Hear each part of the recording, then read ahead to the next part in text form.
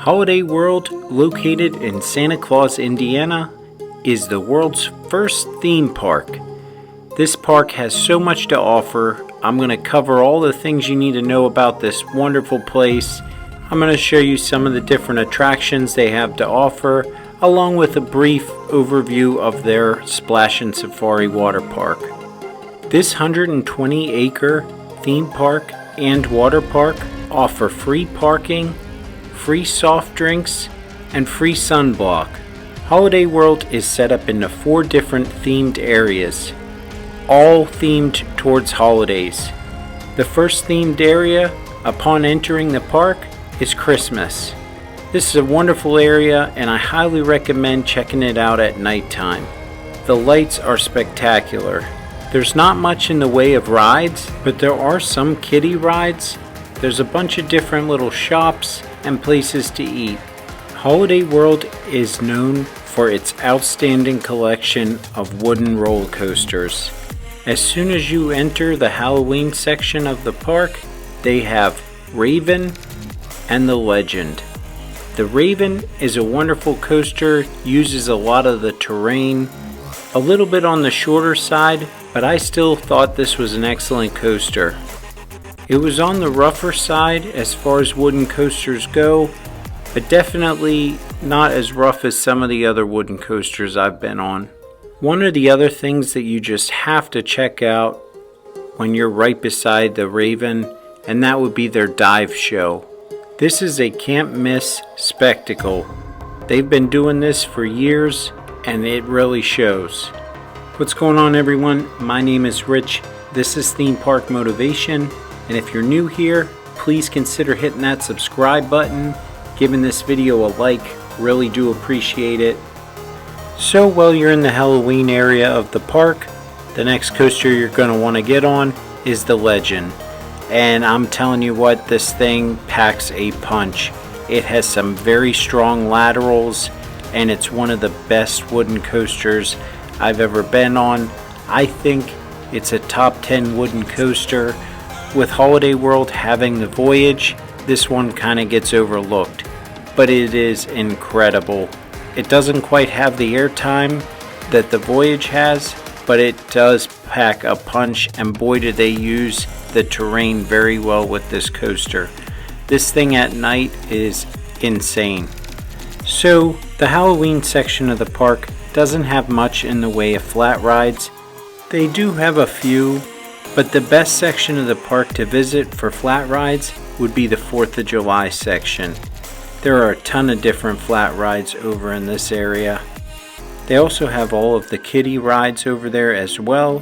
So if you have kids, Holly Dog's Fun Town is where you want to be.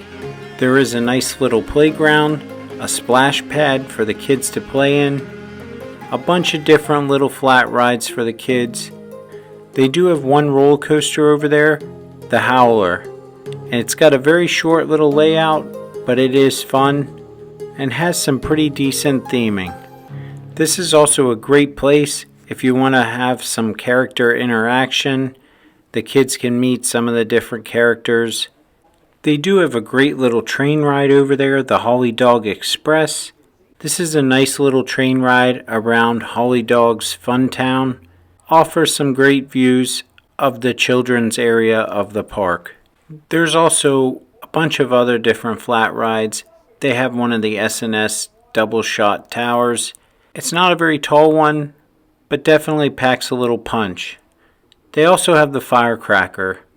All of the stuff in the 4th of July area of the park is very well themed, considering this is a family owned and operated theme park. So before I get to the last and probably the best section of the park, which is Thanksgiving, I'm going to go over Splash and Safari. This is a great water park, consistently wins best water park in the world countless years in a row. There are so many different attractions that they have to offer at this water park. I'm not a big water park person, but if I was going to go to one, this would be the water park I would go to. They really do believe in customer service, having free sunblock all around the water park. Be sure to take advantage of this. They also have great canopies that you can rent. They're not as outrageous as some of the other parks. And of course, there's different places to eat around the water park area. Our last and final themed area, which is Thanksgiving. Of course, this is the best area and has the most to offer, in my opinion. The Voyage is a must-do coaster. This thing offers almost 25 seconds of airtime, if not more. The laterals are insane. This coaster is one of the best coasters in the world, without a doubt. The best time to get on this thing is at night, of course. The night rides on this are spectacular.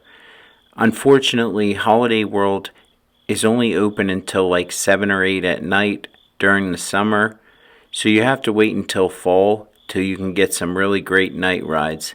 Unless you go to Hollywood Nights, which is a special event for coaster enthusiasts.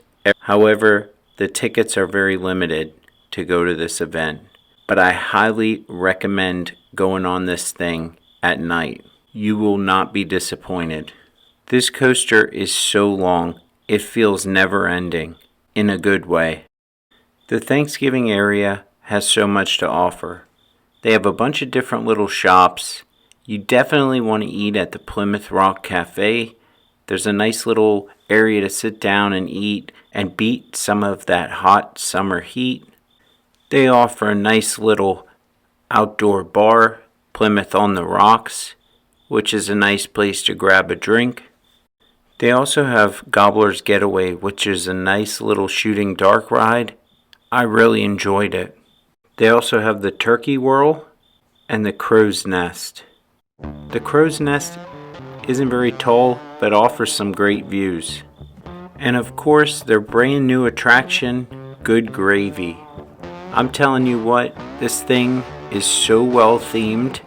Not the best coaster I've ever been on by any means. It's a fun little coaster. The theming around this ride was incredible. Right up there with Disney and Universal. Very interactive, and they did a very good job on this. I was very impressed. Even the roller coaster itself was very well themed. I mean, having a gravy boat for the front car, like how cool is that? And then you actually go through a big can of cranberry sauce. I mean, just everything about it was very well thought of, and they did a spectacular job on this. Last but not least, one of the best coasters in the park, Thunderbird.